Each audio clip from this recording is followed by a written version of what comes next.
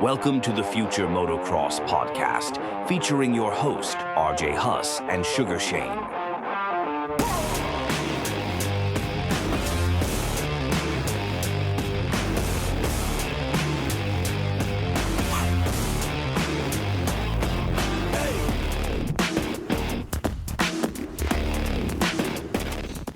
Boom, boom.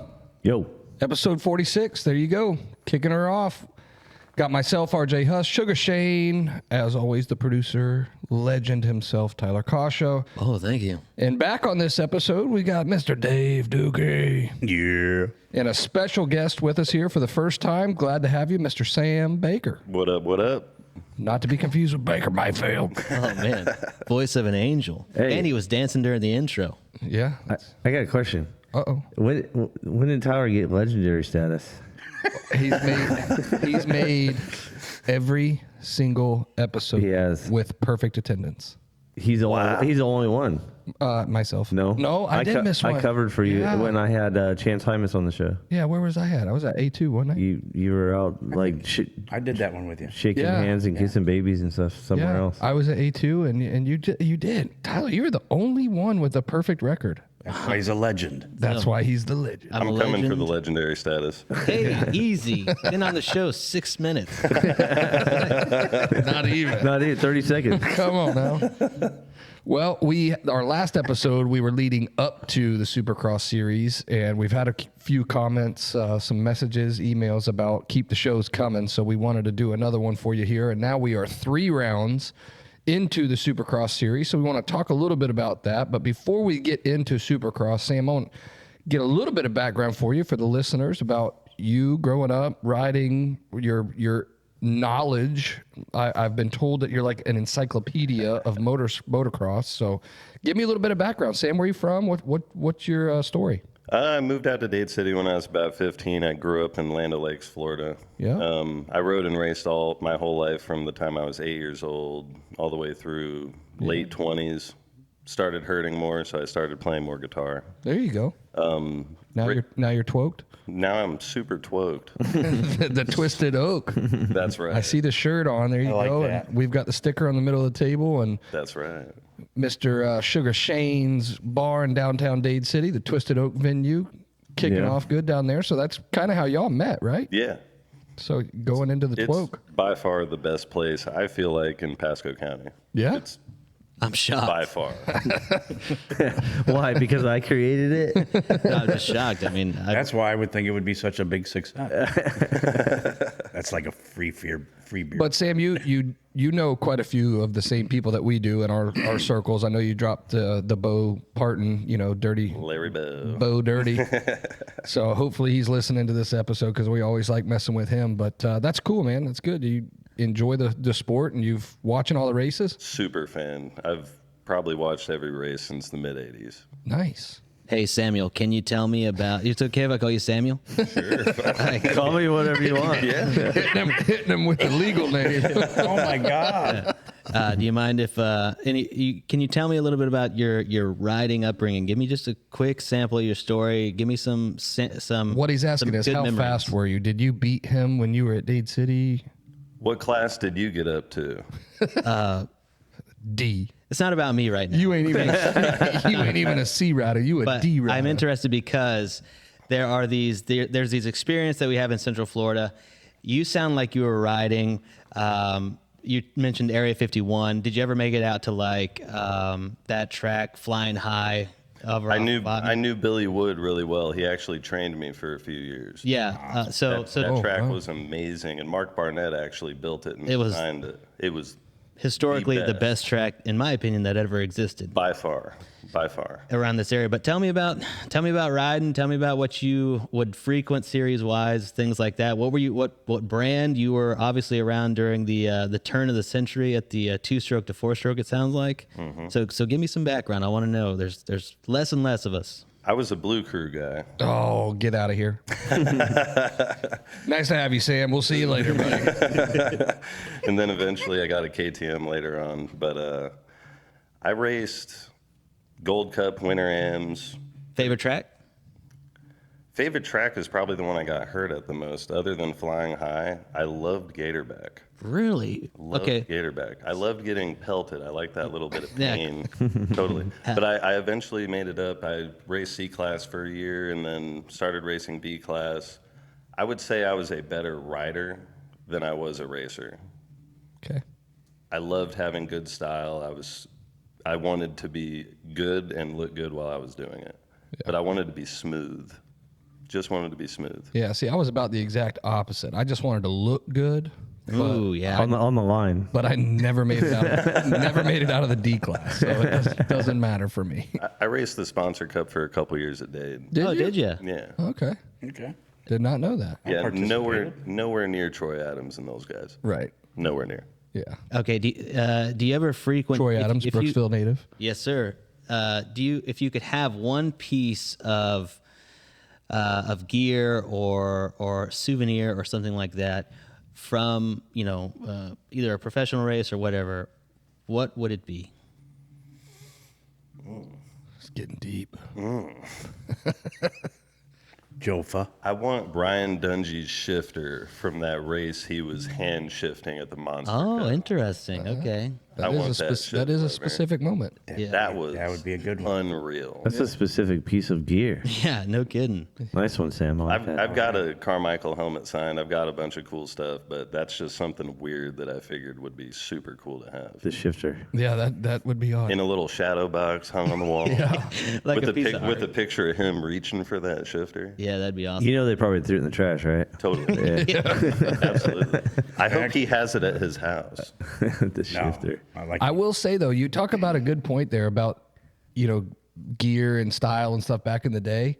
I mentioned this yesterday to Dookie. We were watching Race Day Live, and I think it's Juju is wearing One Industries, Yes, Yeah. and I'm like, man, that brings back some memories. for sure. Because I mean, they were gone for what, like 10 years more? Oh, at least Yeah. that. And people used to kind of bag on that gear a little bit. I love it. I think the design of it Got was. a pair of it at my dad's house, dude. I Still think- hanging at the house.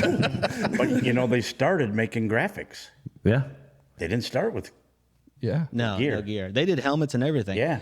So that was kind of for folks who are in our demographic. I always ask the question: if you could bring back one brand, and this is a little bit weird because No fear. would it be 100%. One JT. One 100. Industries or No Fear. No fear would be the one that I want back because all I can think about is the K-Dub, the McGrath, the Pastrana, No Fear days. That white, gray, and teal. Just amazing set of gear. And it's funny you mentioned JT that, Racing. Sam. If I could have one piece of history, it would be that white No Fear jersey signed by MC. 100%. 100%. That was some awesome stuff. And the other brand that was back too, and our good buddy Justin Starling's wearing it, Alias. Alias is Yep. back. Yep. Yeah, we talked about that yesterday too. Seeing Slowly One creeping Industries back back into and the- seeing Alias back, I'm like, oh man. It's cool. What does that mean if they're bringing these gears? Does that mean that gear is profitable? The thing for me is, how does that work? Like when you Under take new management. you take a brand, that's been gone for a while, and I'm assuming, Shane, though, most of these aren't these like SoCal brands, right? Like Yeah. One industry used to be out of San Diego. Yep. A lot of the teams I worked for, we used to tour every time we went to San Diego Supercross. We'd go down there and obviously go shopping. Yeah. But they weren't that big. Right. Not like a Fox, they were. Yeah.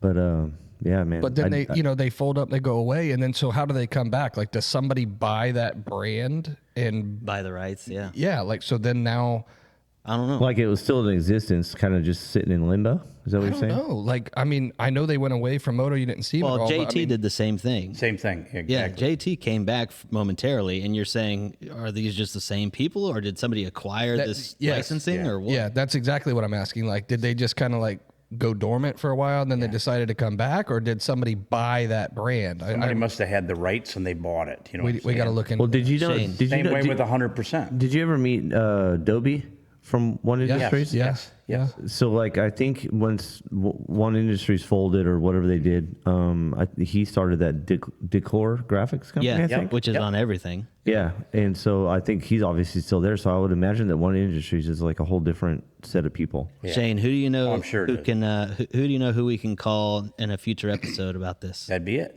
About One Industries? Just Dope. about graphics. Adobe. One Industries guy Adobe sounds Yep. perfect. Yeah. Yeah, we got to reach out to him. He's been in that game for long forever. time. RJ, I think you should bring back No Fear. Yeah, Dude, that would be awesome. Would you mind licensing it for us? Yeah, that was. See, now that's going to be a big one Yeah.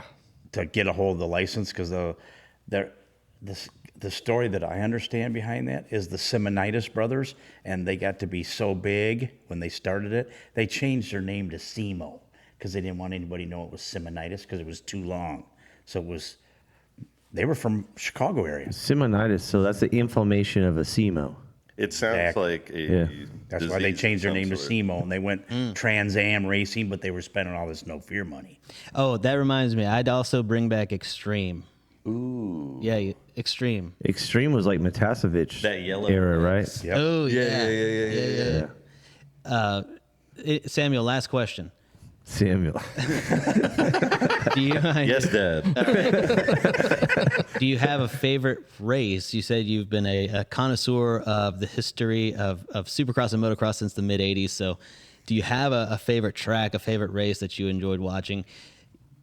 At first, I said, me and Shane were talking about this on the way over here. At first, I said that Monster Cup with Dungy with the hand shifter, but I can't seem to get past the James Stewart wall jump at Daytona. Yes. Like, it's just one of the craziest things I've ever seen done on a motorcycle. We were watching that during your wedding, weren't we, Mr. RJ?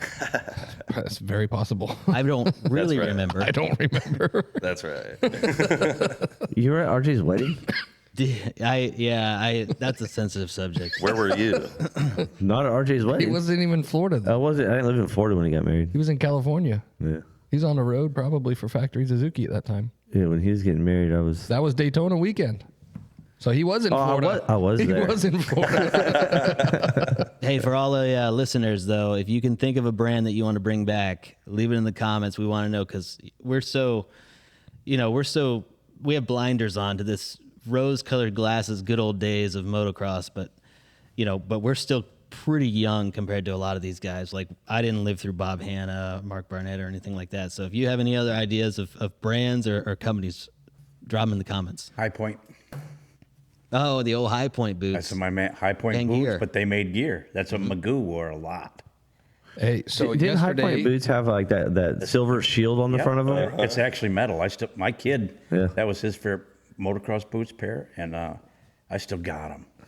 Sweet. Pink JP about- pants. Barrack boots. Yep. With the eyes, with the No Fear yeah. eyes on them. That's what Carmichael used to wear for a Very couple years. briefly. It looked like Garnier made them. Wasn't that Yeah. when you worked Yeah. there, Shane, when he wore Barrack? Who? Ricky. That would have been like 05. Tricky Ricky? I started in 04. Yeah, No. He might have had them. Well, might have been 05. Yeah. He wore 'em Oh on the yeah, suit. yeah. He did have those. hey, Duke, remember yesterday when we were watching Race Day Live and we were talking about MC's early days? It was what was it? The antifreeze Honda. Peak. Honda. Peak Honda. So I know you're talking about like gear brands and stuff like that, but what about bikes that you could go back to? And I know Sam and I were talking about before we started. The Chevy Trucks Kawasaki is probably one of my favorite looking bikes. That and the simple green pro circuit bikes for some reason. Yep. With that, they just looked really clean. It had the yellow and Everything- red in it. Yeah. See, I like the Spitfire, Spitfire. one Dude, was that good, that era of pro circuit Yes. was Yeah. sick. but we were talking about wasn't MC? Wasn't he number Yeah. 125 on Yep. the Yep. the Peak Honda? Yep. That was, I mean, bike- You like Sick. Yeah, like peak pro circuit Honda days. well, it's just everybody thinks a pro circuit right now is Cowie. Well, yeah. I mean, because that's what they've been forever. But at that time, it's like, man, there's something different. That was pro circuit Honda. It was shortly Didn't they have after peak pro circuit Honda.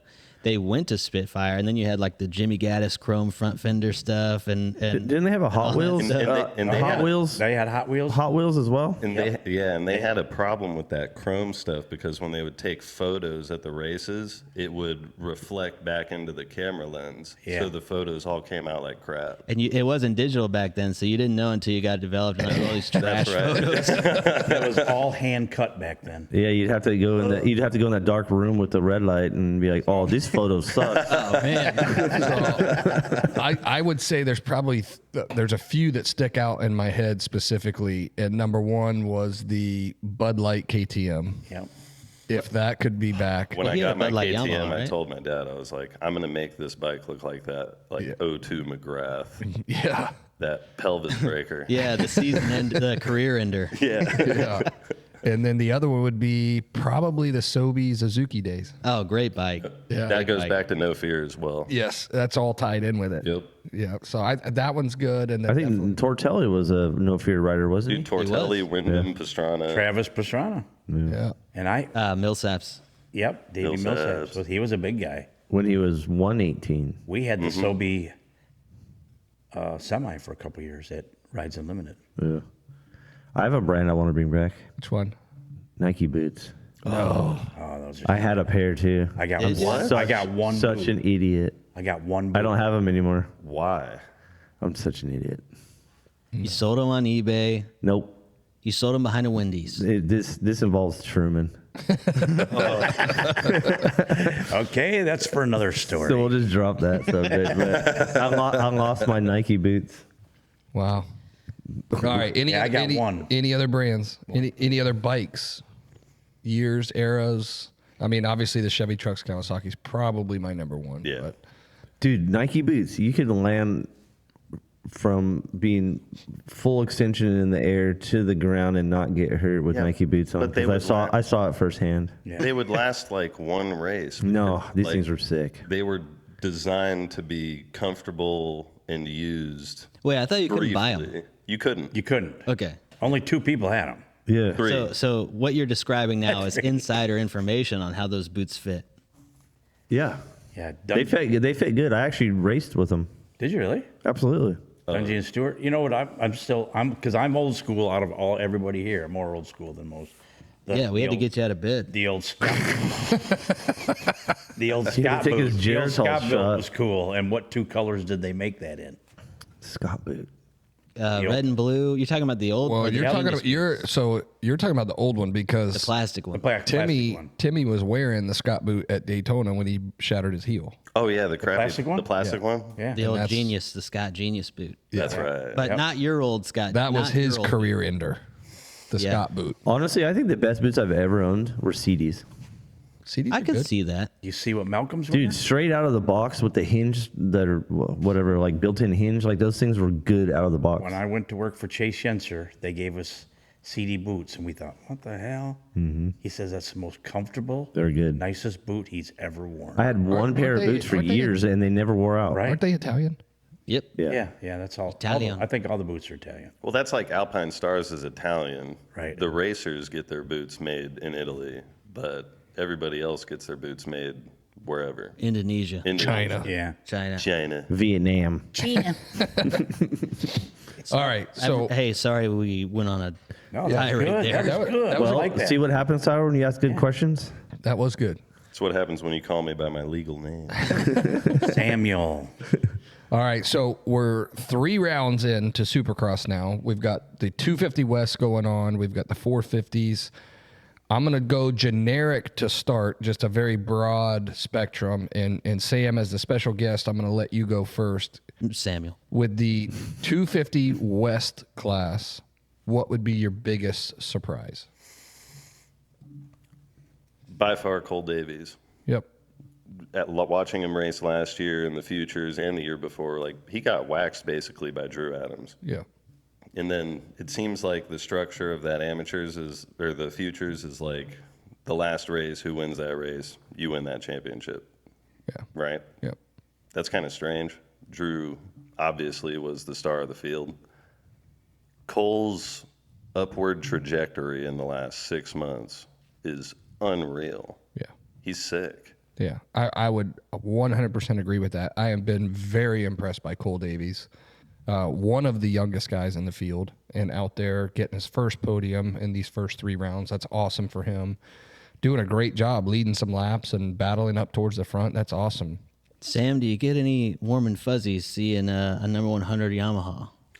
I do. And I listen to other podcasts where they kind of talk shit about that, saying that the numbers 100 through 110 should be reserved for people that leave and go to Europe and then come back to America after a year or two of racing in Europe. Really? That number 100 is sick, dude. Yeah. I thought that you would see that a lot with the number 111. JMB did that. You would think so. Greg Albertine did that. But Well, like that's what it was set up for back then, was for the Europeans that came over. Like 101, Ben Townley was 101. okay. You know, 103. 103. Yep. Sebastian Tortelli. And Chad ran 103 the Chad first, ran Did he? 103. Yes, he did. Yeah, Yeah, he did. first Yeah. year he was here. YOT. Yeah. That's what That's those a are good for. bike, too. that but that was doesn't. like Yamaha, 100. Who was Yamaha the- Troy. Who was the last guy you knew ran 100? Ernesto. Hansen. All right. Josh Hansen. Josh Hansen. Hansen. Yeah, that's what my thing was. But Hannah ran it years ago too. And Mike Brown, I think, ran it. Mike Brown had it. Who's Josh Hansen? No, I'm kidding. All right. Josh Hansen's still sick. He is. He is. He's probably one of the most talented riders out there. Absolutely, he He's is. still To this sick. day. All right, Shug, I'm going to pass the question over to you now that Samuel has given us his insight. Biggest surprise for you? Biggest surprise? outside of Cole Davies? You got anything Biggest surprise. on the 250 West? I'm surprised Deegan just now won last night, I am too. to be honest. Pleasantly surprised. Yeah, so I don't know if I would put that as biggest surprise or biggest letdown because his first two rounds were not great. Nobody had him going 5-3. No, I mean I think everybody expected him to just win the whole time. People so, were talking about an undefeated season, Yeah. which is also insane. right. So I don't know if I would put that as biggest. It's definitely the biggest surprise that he got his first win in round 3. Yeah. But I also would put that in the same category as probably biggest letdown as far as starting the season off goes. I don't think anybody thought that was going to happen. So I 100% agree on that. Duke, I'm going to pass it over to you. You got biggest surprise. You want me to tell you mine? Well, I think just all the pro circuit guys going down. That would be biggest letdown. That would be a letdown. Well, it's a surprise to me. Well, surprise to me would be Juju Beaumer. Yeah, I could say. Juju Beaumer Yep. has come out on fire. Yeah. I mean, winning his first, pro race in these first You 3 could rounds. see it in him last year, though. Battling up Certain. front. Yeah, I think he had some bite in I think it, he's finally putting it together. Flashes of brilliance. but I don't think I don't want to say anybody because I'm sure there's plenty of people that expected it. But for me, I did not expect him to do this well consistently in these first 3 rounds. I can see it coming, I think, because of who was coaching him. And Davey knows his shit. Yeah, Davey's good. Davy's good. Yep. He's great because Davey Coombs? he made a lot of You got to specify. We're talking green Kawasaki's and red Hondas. Davey who? Millsap. Davey Millsaps. Thank you. Because Duke, do you have some history with Juju? I have a little history with Juju. I have some history with Davey Millsaps. Yeah. I would say, I'm going to cut in on here and say, very impressed with Julian Beaumer. Yeah. Really Yeah, impressed. absolutely. I really enjoy watching him ride, and he's very level-headed, mature kid for his age, for being as young as he is. He's got that calm confidence. He does. Like he's coming for Deegan. Yeah, Oh, yeah. I enjoy watching him. How about also on the 250 West? I have another surprise whenever you're ready, but go ahead. Go hit it. I'm very surprised at the broadcast. And how terrible it is? No, how after every 450 main they show Jet and he says a cuss word right on live television. Yeah. He's trying This to get weekend taken was off. the F word. Last weekend was the S word. He's actively trying to be removed from interviews. Oh, it's amazing. I'm like, oh, whoa, he just said that, and then like it's every race. So you talked about being actively removed. Did anybody see at A2 the fight? Oh, the headlock. yeah. Oh, yeah. What a terrible fight, though. I mean, But did those two did they get suspended from Supercross for the year or what? Like whatever happened? I don't know, but they're that one literally guy, he duking had it a- out on the track. Did you see at one point they He had a both wicked had headlock. each other in a headlock, Yeah. like twisted up? The one guy would not let off the headlock. He wouldn't let He go. kept dragging that guy around, nobody throws punches anymore like Weston. Well, that was pretty good yesterday. That was Yes, it was good. It caught everybody off guard. They don't even know what caused it. Right. That's awesome. The camera was just like, whoa, fight on the track. And the commentator was like, well, we don't condone fighting, but this is awesome. Just rolling around on the ground, man. All right, so give me the opinion. Samuel, we'll go to you. Triumph. What do you think? They're doing pretty well for a second-year team. Yeah. Like, that's a brand new bike. Usually that doesn't work out well. Ask the people that worked at Cannondale, Yeah. right? Those were trash. Triumph came out swinging with a good bike, ready to go. They obviously had the backing, the people behind it to be able to do that. Yeah. Jordan Smith's doing well. Would have podiumed, but ended up going down at the end of the whoops. Would have podiumed, but got a little excited Yeah. going for second. Yeah, he was trying to get Juju. I mean, that's a good ride for them, though. I mean, I'll be honest. I don't know if I would call it surprise, but I'm Impressed. happy for I them. mean, the bike got on the podium the first year out, Yeah. so it's pretty. When the first main, they put 2 in it. Yeah. Yeah. Duke, what's your thoughts on the Triumph? I look at it as from the amateur side, you know. I have different thoughts. It's a good bike, the one they race. The one that the interesting. one that's out in production. The one I could buy. Too early. Oh. Too early. What are the issues? Does it come with a welder? They're having exactly.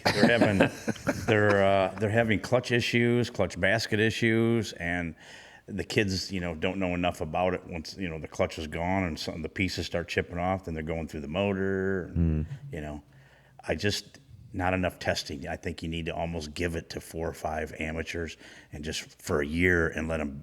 You know how amateurs are. They don't do no maintenance. You know, they just ride and Put it through the real and test. They put it through the real test, Yeah. and then you take so many. You know, evaluate it every so many months. So why ain't this part holding up? Why ain't that part holding up? You know, yeah, it's a factory bike and it's being monitored daily. You know, but the consumer ones, we have a guy at the compound that had some major issues. They took care of him for a little bit.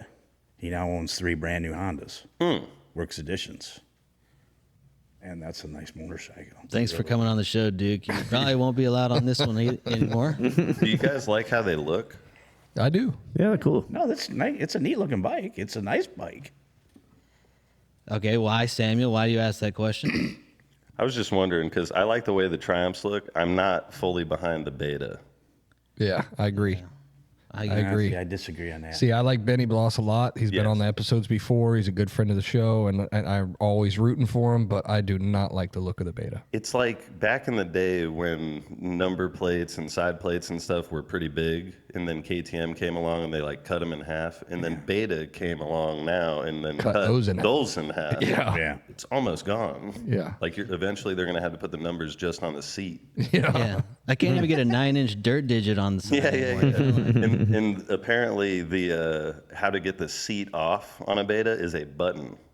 There's a button.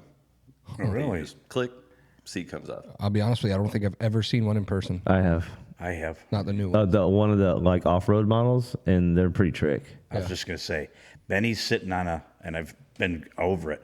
Sitting on a stand is pretty sick. Yeah, I they're seen one in 2018 at the Destinations. They had a big booth, and I thought it was one of the sickest bikes I'd ever seen. from the consumer standpoint. Like they're not obviously they're not cheap, but like Right. they come trick out of the box for the consumer. They Like come they're with- nice they come with parts. high foot pegs, Yeah. everything on it. Wow, really? Yeah, it's So a it's like race- buying the factory edition, but right off the floor. yeah. right. Are they forged tubs and stuff?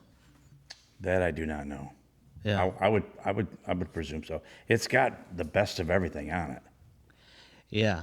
We'll see. I'd be curious to see a Ducati as well. Oh, those things look sharp. That thing That is Desmo sick. transmission, man. I said that to you yesterday. there's- Duke and I were sitting there watching the race yesterday, and I said, man, that Ducati looks so good. Hydraulic drive chain. There's no drag, baby. Well, and apparently you can rev them to the moon. Absolutely. That's what I'm just gonna say. That Like- they rev because there's nothing there to. They're what KTM was supposed to be. That's Barsha. Right. That's, Exactly. That's Barsha's dream bike. Yeah.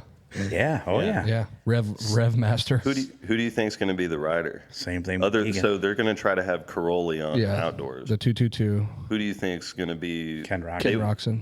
They want to. I've heard they want to go for 2 A guys. Yeah, well, they need to get it. Like, Rock's going to be perfect because of his background, his knowledge and stuff like that. But I think then you need like a year or two guy that's making mains. What about Barsha because of his connections with TLD? Yeah, that would probably stick. That's probably Just makes sense. right. Yeah, it it, does. it would probably stick. Yeah, I can see that. So I'd like to speaking see a of young guy. Speaking of Barsha, let's go into the 450 class here. I'm going to ask everybody the same question. We talked about biggest surprises in the 250 West. We've gone through that. Now let's go into the biggest surprises of the 450. Samuel, you go first. I really liked Justin Hill doing really well in the first race. Yeah. Kind of fell off the map a little bit. Yeah. I'm most surprised that Chase has not tucked the front more. Because he almost did it 2 or 3 times at A2. Yeah. He did it at San Diego, but in his defense, just before he Yeah. tucked the front, He almost got he killed. almost got decapitated Yes. by Ferrandis. Yes. And he mentioned that in the press conference. He says, "I'm a little more aware of where I'm at now." Yeah. Because when he got decapitated last year, That's brutal. So, Duke, Shane, Tyler, What? biggest surprises, 450. Dude, I have one. Go. I was really surprised on how bad Eli waxed everybody's ass last weekend. Yeah. That was sick. I will say Surprised the heck out of me. surprising for me because we haven't seen that Tomac, especially not last season. I mean, he's good. Don't get me wrong. One races, but to see the dominance of going from dead last to 5th and then to just straight up beat everybody, including Jet, who's supposed to be the guy right now.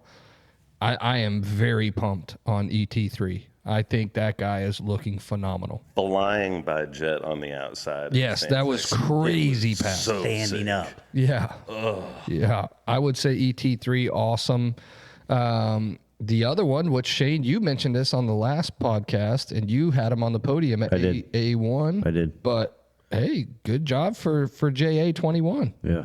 Right. real Jason good. Anderson on that Cowie. I mean, now he's had, 2 podiums in 3 rounds? I mean, not a lot of talk about him coming into the season. Nobody really puts him up there as that, title favorite guy, but good rides. I do have a surprise. Hit me. The other one sucked. There's a Suzuki in the points lead. Yes. Exactly. That was going to be That was mine. That's Oh, man, Sam just stole everybody's surprise. that was my next topic on my notes right here is we have the Dave Dookie yellow machine leading the points without winning a race. Almost brings a flashback of another Suzuki from 1997 by the name of Timmy Ferry, who won the title without winning a race. So here we are. We've got the KR94 out front in the points lead without winning a race, but some phenomenal rides. I mean, you look at the A2 race, he's sitting back there, starts the race around 6th, works his way forward, all the way up into a second place finish. Great ride for the 2007 Suzuki. I mean, that's awesome. And him and Anderson were going at it. They were. That was a good race. They battled. And he's been strong at the end. Yes, he has. That's I think that's one of my surprises was Kenny. He's really secure in that Ducati ride. Well, Got that right. So holding off Chase Sexton, I mean, Impressive. the guy that is up there in the title fight names. I mean, not a whole lot of talk about Kenny, but holding off Chase the entire race, who was right behind him, passing JA there towards the end. I mean, that was a great ride for him at A2. Chase almost killed himself a couple times trying so hard to get around Kenny. Exactly. Yeah, he did. Yep, he did. Yeah, and that's where you're talking about where the front end almost washed. So he almost tucked, and then I think it was the second or third to last lap. He started getting that Carmichael sidestep through the whoops. Yeah. That back end just started sliding out a little bit. Yeah. Close. And he clipped a couple tough blocks, too, Yeah, he did. Oh yeah. in one of the last rhythm He sections. had to throw out the rudder a couple times in the bowl turns. So we've talked about the biggest surprises. Tyler, you anything on the 450 on the surprises? Probably Justin Cooper and the struggles that he had, and then he got a really good start. Dude. Let's talk about Justin Cooper for a second here. That is a great point. Guy goes from the LCQ to leading whole shot and leading A lot of laps, the main too. event. A lot of laps. You're And darn he right. was looking feisty. I mean, that's from an LCQ to a whole shot leading laps, great for him. But then it seemed like when he got past, he kind of like Threw the anchor. through the anchor, and Yeah. it's like, man, I hate seeing that. Agreed. Do you think he's not fit? I don't know if I mean, those guys are always so fit. I don't think it's that. I think there's got to be something going on. Either we've got a I mean, he ended setting up, that we're fighting, or he didn't comfort. Wait a second. He ended up 6th. I mean, he didn't like really perform horribly. And you got to look no, at he the guys didn't. that But beat you would hope that you pull a whole shot in that class. You're out front for a good bit of the first half of the race. 10 minutes. I would hope that he could hang on to maybe a podium. I don't know. Maybe that's too much to ask. The rest of those guys are just that fast. You're asking a lot. And then I think a little bit of the rain that played Yep. played some Traction. some factor into it. But Justin Cooper, not bad. Yeah. Not, Could have been way worse. Definitely. So surprises are done. Let's roll into biggest letdown, and I'm going to start this one because I want to hear everybody's opinion. This is going to Because we keep taking yours. this is going to be a big one right here. But biggest letdown for me, starting in the 250 class, is going to be the team Pro Circuit Kawasaki. I mean, They're having a rough go. I'll tell you that. I mean, They've had a rough go for a while. It's been a long time. it has. yeah, It has. They have got a black cloud hanging Master over Pool that brought team. a little life back into him last year, but it Well, didn't. Levi did too, Yeah. but Yep. Yeah, but so you lose Levi at round 1 because of the flu, whatever he had. Then you lose Marchbanks. Then you lose Masterpool. So the only positive that I get out of this is that our boy Drew Adams on the 98 Pro Circuit Kawasaki gets to make his pro debut. That's about the only positive I can get out of it for me. But as far as the team goes, what a letdown to start the year. I mean, you got to think Mitch is just sitting there fuming.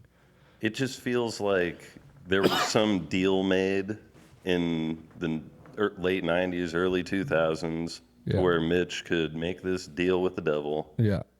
sell his soul, dominate, and then all of a sudden, everybody is hurt Yeah. repetitively. I mean, this has been years now. Yeah. Yeah. Years. Like almost winning championships last year and then having both of his riders hit each other to take both of them out. Yeah. That's how it's been going for them. That sucks. Yeah.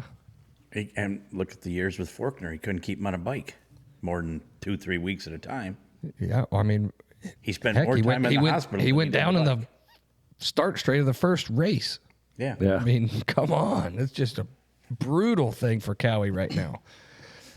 The only positive I will take out of that, though, is Drew.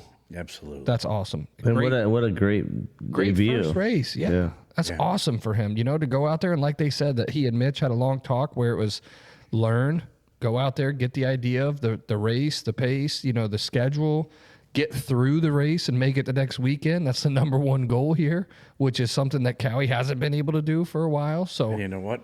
He's going to creep up in the points, doing 5ths and 4ths and That's right. running top 10s. At the end, he'll be there. Yeah, like Coop. Consistency kills. Coop's the same way, but something's up with Coop. yeah, He's 5th in points. yeah, but that's not necessarily, I think that could be mistaken because you've got so many people that have had a bad race around him, like the Tomac, the Sexton. But again, the consistency. Yeah. You get a P12 out of Jet. You get a, dead last start for Sexton. You get a dead last start for Tomac. I mean, I think that those guys that should be in the title fight have all had a bad race in these first 3. So that keeps the points tight because nobody's pulling away. Yeah, what is there? 5 points separating The top 5. top 5 or top 4? Yeah. I think Tomac and Jet are tied in points too, 5 behind. Yeah. And I mean, you got Kenny up front right now who hasn't even won a race, but that consistency is what's putting him there. So Chase is 3 back.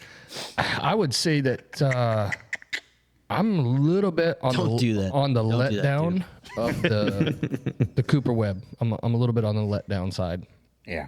I love Coop. I think Coop is a great guy. I know they've talked about illness. It seems to be a big thing out in California right now that almost everybody out there at some sort in these first 3 rounds has had the flu or stomach bug or something. Maybe that smoke's making everybody sick. Something's happening. Could be. But They got something in the smoke. I look for Coop, and I look forward to seeing cannabis. him come east. Lasers. Me too. Yeah, I want to see him come east. As long as he's in the mix before we come east, Yes. he will be dangerous. Yeah, he's always kind of been that way. Once it starts going east and starts getting into the domes, he's always Different soil. he's always there. Yeah. All right. Any other big letdowns? I mean, we already talked about. AP. Oh yeah, what a bummer for AP. He's struggling. The And he's Cowboy been sick too. Were we talking about 250 or 450? either. Oh, okay. So 2 DNFs out of 3 rounds for the Cowboy, and that's a bummer. I mean, we love AP, good friend of ours. He was at the Twisted Oak a couple weeks ago. Just a struggle, for him right now at the beginning of the season, which is tough because we want to see him succeed. Yeah, he's on the struggle bus. All right, any other big letdowns? No, not really. How about Gavin Towers? Are we expecting more out of Gavin Towers? I was, yes. I was. Not doing that great. Yeah, especially after the little tour in Europe too. Usually that does a lot of good He's for putting those her in the guys. main though. Yeah. He's young. It's first year. Yeah. How about Enzo Loves? Expected more? He was impressive last night, but that's his first ride all year. He's got nerve problems, right? Yeah, hand and arm. Yeah. I want to tell you. I want to ask, who in the hell is Cody Schock? What a great heat race for him. Yeah. The most underrated rider in the 250 class. might be. Yeah, not a lot of talk about him. No. But he went out and performed. I mean, that heat race was awesome. And he actually had a pretty decent main, too. He did really good in the main. Yeah. And one more guy. What's his name? Oh, that guy? Parker Ross.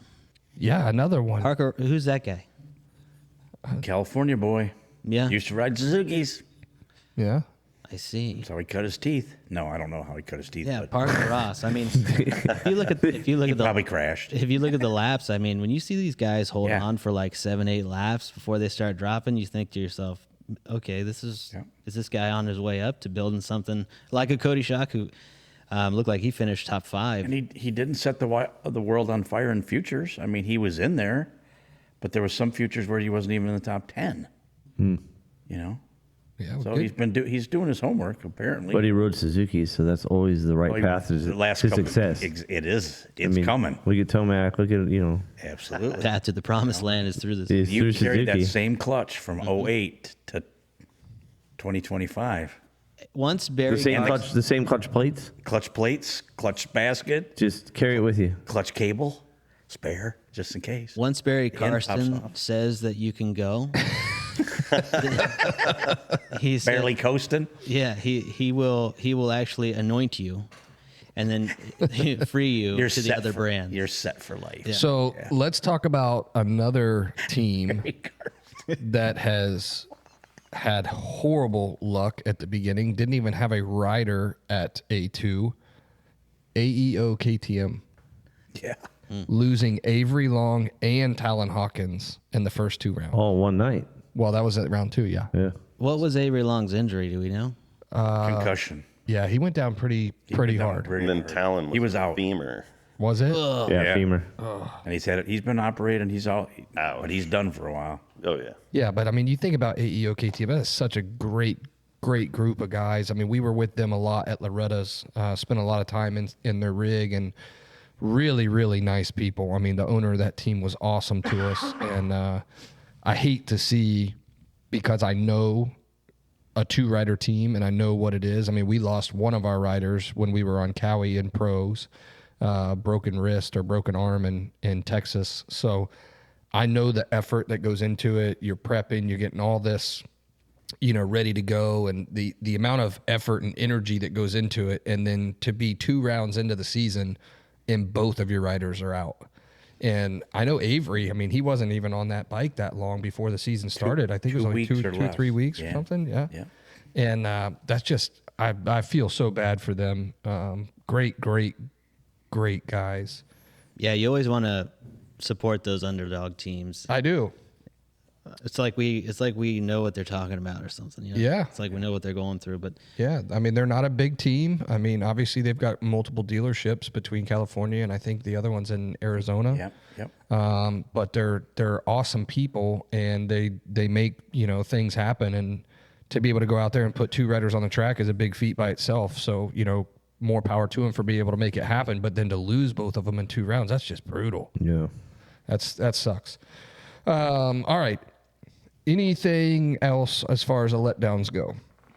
We've talked about most of the stuff on here. So if we get through the letdowns, then I would say let's talk about some of the storylines, I would say, through these first 3 rounds. And I'm going to start off with Dookie, you on this one, because on the mechanic side, being the legendary mechanic that you are, pitboard gate.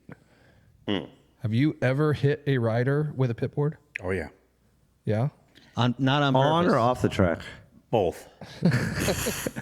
Some even on the track were meant to be. They were meant to. Some of the bitches come by here. Oh, you'd purposely hit the rider. Absolutely. Dude. Wake up, dude. Yeah, that's like You're in 21st. You should be leading. Bang! I'm not pulling it back. Hit it. that's a. Reality check. I like your old school approach. You ever frisbeed a pit board and a I'm rider? old school. I am old school. Yeah. But when I put it out, I don't turn it. Yeah, straight up, Straight up and down. Which So- seeit like that would be the logical way to do Right. it. It is. But It's it- almost so- like, so- NASCAR, how they put the numbers down and Yeah. then they Yeah. lift them up. Should the yeah. should the AMA, after this incident, this gate, should the AMA instill like a certain protocol on how you're supposed to do the pit board so a rider doesn't get their fingers severed off? I guarantee you, Shug, there was definitely a conversation Oh, that yeah. happened with the AMA and the mechanics after this. Yeah. But what do you change it to? So It's you straight up can't- and down. Don't turn the pit board flat. Correct. Where you hit the broadside. Yeah. Do it where it's straight up and down. Where you, even if you were to make impact with that, it would not be near the fine line of the edge of the board. No, I've caught like levers. Or we can just get Helmets. rid of the BS boards altogether and have inner helmet communications. I was about to ask that. Where are you at on the comms? No. I am for it. I think it would be easier. The only fear I would have would be distraction. Right. So I've kind of thought about that a little bit. If there was some sort of sensor when they go towards the mechanics area, Only talk that to would them in that only point talk of to them period. spot. within that space, and then right when Okay. they get past that, that shuts off, and then they continue. That's- There's no talking to them. There's only that brief moment where the Yep. mechanic can be like, Give them the time. "This is where you're at. This is where he's 24/5. at. All right, see you next level." 24/5. 24-5, you're in third. Go, go, go. Yeah, yeah, That's all you write on I there. almost feel like you could do that like over a triple. right. Yeah. Yeah, like that would be the spot for me. Like I don't know if I would necessarily do it when they're charging, through a section or through the flat right by the mechanic area. Yeah. I would almost say like But triple finish line, like Riders can't respond back. but wait, no, they don't need to respond back. Nope. But what's wrong with that? Well, hold on a second. I mean, all the every other form of racing, they're talking, yeah. Nah. and they're going 200 some miles per hour and talking. Right. Like, why You're- are the dirt bike riders so special? Because you're on a long. They can't- they first can't- of all, they in can't racing, hear you're something in their you're ear. long straightaways, and you're going long periods of time, and then they're not voice activated. But he's right. You have to push a button. But he's right. There's always a section to where Oh no, I like that idea. That's to a great where idea. like they come out of this corner, it turns on, and you can automatically say, hey, your lap time's 24.5 p in the or the spread or whatever. Yeah. I don't No, think that's it needs cool to- as hell. I don't think it needs to be that. Just the relationship between the rider and mechanic could just say, "Yo, don't talk to me until a certain point of the track." This works good too, though. You can always pull it back quick. And then, assuming that the radio communications happen, are you then able to remove pit lane, or whatever it is? Yes. The mechanic section, you're able to remove that from the track. Yep. Yes. Put that on the edge of the track where you're only there with, places that they could turn into. Yeah. Like spare parts, tires, right. whatever. Yeah. So it's not right there on the edge of the track. Like you could put it somewhere, near the starting area or whatever. Well, you But- could be in the tower in the center. Yeah, but you're not going to work on a bike if somebody pulls in. No, like that. but the guy that's making the calls, the guy that's down in that pit area, that's the mechanic. Yeah. If there's a problem, but the team manager, whoever's in the tower, can see the whole track, know where that spot is. Do we get more freedom? How much is that? Because you have to have the people who can walk behind it, the blocks. Do you get suddenly more freedom in track design if you remove it, or is it not enough to make a difference? I wouldn't think so, isn't it? Isn't mechanics row usually on the starting line? Yes. Where it crosses over the track. Either crosses over or goes alongside. Yeah. Correct. Yeah. So maybe nothing that would benefit us that way, just less stuff on the track. All right. So pitboard gate, do we think it was intentional or accident? Well, who did it? Who was Cody it? Shock's mechanic. Cody Shock's mechanic? Absolutely intentional. It was a Oh my God. I'm kidding. I don't even know that guy. Right kidding, away, I'm the kidding. first rumor it was Star Yamaha. Duff. It was Star Yamaha. Oh, he Duff. was getting like death threats. Yeah, in he his was DMs. getting heat pretty Oh, quick. it was Star Yamaha. No, it was Cody Shock's guy that did it, but Shock's everybody was mechanic. saying it was Star Yamaha It was because they Duff. were trying to take out the guy that just won A1. Yeah. Right. Oh, absolutely. It's a conspiracy theory that Deegan's mechanic is trying to sabotage. And obviously, Deegan's mechanic would hire the lesser of the Yamaha teams to do it to carry out his dirty work. That's For sure. I'll tell you what, I wouldn't put it past Star. Oh, I wouldn't put it gosh. past Duff. I There know we that go. guy. Old very Duffy well. Duff. He is a dude. He's from Iowa. What are you trying to say here about Duff? He's Part of the Just let it out. Part of the Dutton family. sketchy. He's sketchy. He was trying to take Shimoda to the train station. Could have very well be. Yep. Poor Shimoda. He's like, ow, my fingers. How about the little sign? How about the sign they put up on his autograph stand? That was awesome. Yeah, yes, my fingers are broken. Yes, my fingers hurt. Yes, I'm still racing. All right, so pitboard gate is closed. We're done talking about that one. How about the commercial that comes out on Peacock talking about the new Cowie? Got two-stroke coming back to life. factory edition Chevy trucks Cowie. I changed How my position. awesome would in- that be? I'm in. Oh, dude, that would be so cool. If they had a factory edition Chevy Trucks two-stroke, that would be the number Talk about one selling Cowie I was ever. going to say, talk about selling motorcycles. I would go buy one right now. Yeah. They'd sell at least 30 for sure. Okay. That at lunchtime, Yeah. No, I don't know. Maybe I'm just not as much of a. I'd I build a get ton of the them. hype train. I get it. I'd, I mean, I'd trust build. me, I love our gas bikes, and don't get me wrong, I'm very appreciative for gas. But if they had a new Chevy Trucks Cowie two-stroke come out, I would absolutely go buy one. Yep, see. Would you ride it or would you just I'd like probably just have it? put it up here on the wall next to some of these other Cowie legends like Villapoto. I'd probably just set it right next to his jersey. You know, I had an 07 Cowie KX250, You should do a replica. and I did not like it. I got an 08 sitting in my. Was it a basement two-stroke? with about Yeah, it was a two-stroke. million pieces. I think I had a 07 Cowie, but it was the Monster 450. No, mine was two-stroke. and- Because Timmy, remember the bike that we had here, the Destinations bike? That was Timmy's 07 bike. Right. And I had the bike, I made it look just like Timmy's. And I loved that bike, but it was the 450. imitation. I'm hoping that the new Cowie is. They don't do like. I hope they redesign it, right? I hope it's because that 07 Modern. KX250 was not a great bike. Yeah, you want a modern. I want. They're not going to build an old model. Well, they would just bring back the old frame geometry and stuff, I don't kind of think like Yamaha did. Something that they Has still done. have. Do you think it's going to be one bike or a whole product line? That's a good question because Duke and I were talking about that yesterday. It's like if you could have, and this is a question for all of you, and Tyler, I'm going to go with you first because you're part of that two-stroke era. If you could have any displacement two-stroke, if you could force Cowie to make one, what would it be? That's not a good answer because ever since that KTM 300SX came out, I haven't gotten to ride that bike, and I'm interested in it. They're sick. You've gotten to ride one? Oh, they're sick. So how would you compare that to a 252 stroke?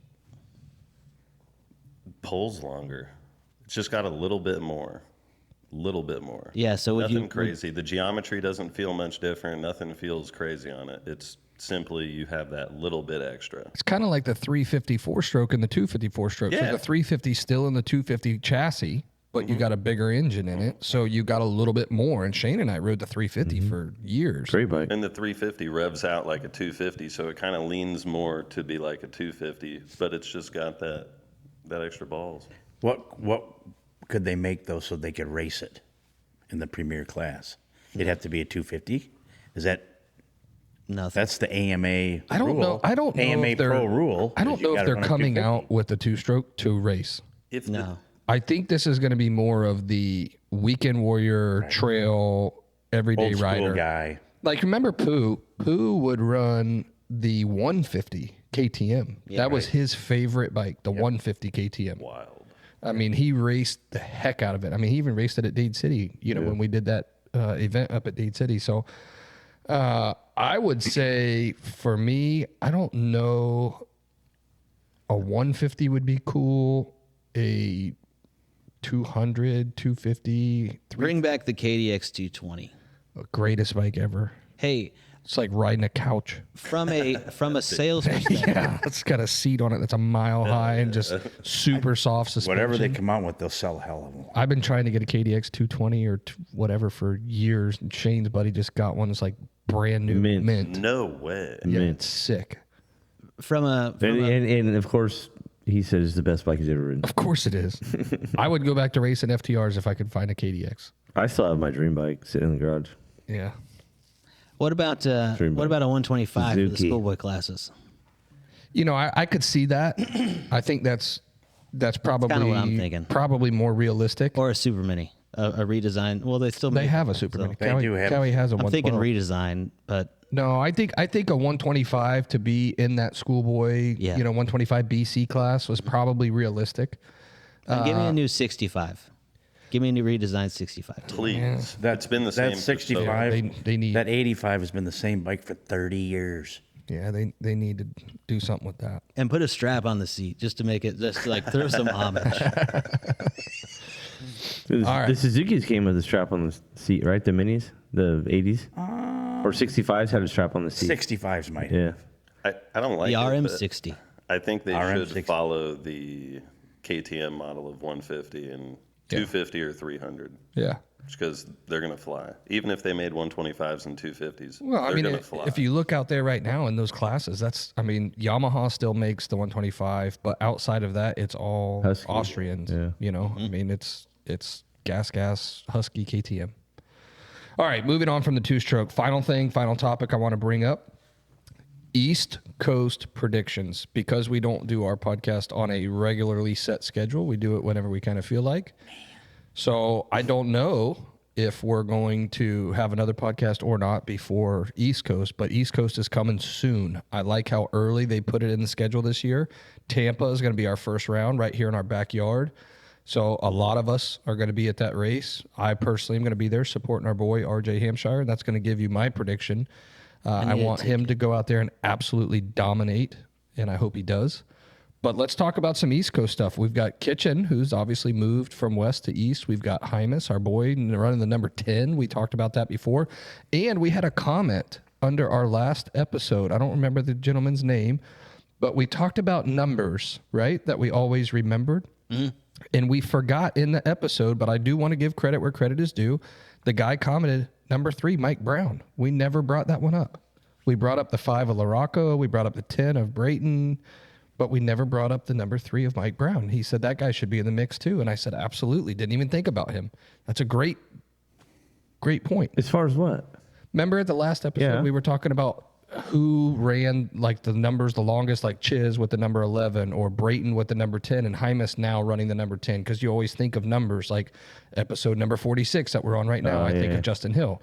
So when you think about numbers, you think about riders like the number 5. To me would be Larocco, even though Dungy ran it for a long time. But Larocco, and we talked about all these different guys with the different numbers. But we never talked about Mike Brown with the number 3. So thank you to the guy that commented. Apologize that I did not write down your name. I'm sorry about that. I'll make that. Did we talk about the number 8? Yeah. We did? Yeah. Langston. I don't remember talking about I don't remember talking about 8. Albertine. Yep. But is there anybody now that's number 8? No, there's nobody now number 5. Why? Exactly. Why ain't nobody number 5 either? No that was 8, gonna be no my 5. next question. What? I know there used to be a rule that after such a long time you couldn't use it for a year or 2. I don't think that's a rule anymore. Dungy's been out of the game forever. Yeah. Nobody's picked that number up. Well, So strange. You got to be a champion to be able to get a single digit number. And the past couple champions we have always had Already have their number. permanent numbers. So Dungy must have had special permission to run 5 a couple of years ago when he ran the outdoors. Because he was removed for 5 years at that point. And then he came back and he still got to use his number. Yeah, remember he came back and ran the outdoors? Yeah, but nobody was running it. Nobody was running it. So It was available. if it was available, It he was probably his. got to because he was a past champion. Yeah. I don't know. That's a good question. Or 5X. So let's go into some East Coast predictions. We got some Faulkner in there. We got the Hymas on the number 10 Honda. We've got Kitchen. We've got our boy, RJ. What are you thinking? Pierce Brown. Yeah, Pierce Brown's in there too. I'm on the Hymas bandwagon. I'm on the Hymas boat. Yeah. Seen it, been there, done that. What do you think, Samuel? I feel like Pierce Brown is going to be sneaky. Yeah. You got a lot of faith, boy. I know, man. But you know what? I think the East Coast would be better than the West Coast. There's a lot of talent in the East. Absolutely. Yeah, East Coast is going to Normally, it didn't used to be that way. Like, all the boys would be out West, and then, like, the East was kind of like not secondary. They're all badass. But, Well, I mean, let's but think like, about it. this And I year, don't- you got on East, like, some freaking gnarly heavy hitters. I don't know if we're divulging too much or not, but like RJ was supposed to go west. Yeah. He was going to go out there and defend his number 1 plate and run the number 1 Yeah, but plate. just how it's gotten structured now But because of then- injuries and sicknesses and all that stuff. Yes. The East Coast is like the coast this year, in my opinion. But I think that that's just because of the situation that has pushed them that way. Yeah. Because obviously Kitchen was supposed to run west and then drops out after free practice of A1. RJ's supposed to run west, but then ends up having a second surgery on his wrist that was kind of under the radar. So now East, whoa. Like now East is stacked. Yeah. There's like 11 or 12 dudes that are Legit. all Oh, legit. absolutely. Yeah. What star probably got 4 guys going to be there? 6, I think. Probably 18. 6. Yeah, because they got 22 guys. Yeah. Blue crew. Tyler's over there with a chubby. Yeah, I'm drooling. You got to come see my 125s that I'm working on. Gonna ride it. You can ride it. I got 3 of them sitting out there. Hey, I'm thinking I can't help it. This is a problem. I still He's sweating over there. I still want Faulkner to just not Yeah. finish. I'd like to see that too. I want to see him Not finished. not finish on the notes that he has typically been finishing on, right? Yeah. You want to see him finish? You want to see him actually finish a race. Not end up on the plywood or something like that. If he ends up on the plywood, like, enough's enough. Call it. Yeah, well, I thought that Call it a day. when they start showing pictures of you got your head's split open, they're peeling it back to look at your brain. It's time to call it quits Yeah. Yeah. because it ain't right. Yeah. It's I mean, they it's did that almost to like my head many years ago. You guys didn't even know about it. he Look ain't at been me. right since. I ain't right. Well, then that's why Brock Hepler called it too. He just Absolutely. he just hit his head too much. Too much. Oh man, I hate to say. I keep going back. I mean, to the old there's school. more of those guys than we think, though. You remember that? Absolutely. Did you ever see that ad in the magazines of Brock Hepler? And he had it was back during the white seat Suzuki's. Suzuki. And he had blood running down the seat and stuff. Do you remember that? Oh yeah, yeah. That was I do gnarly. remember I'd love that. to find that ad again. Yeah, I do not remember that. But I could go wanna see into it. my Cycle News and probably find that. I want to see it. I was a Hepler fan, man.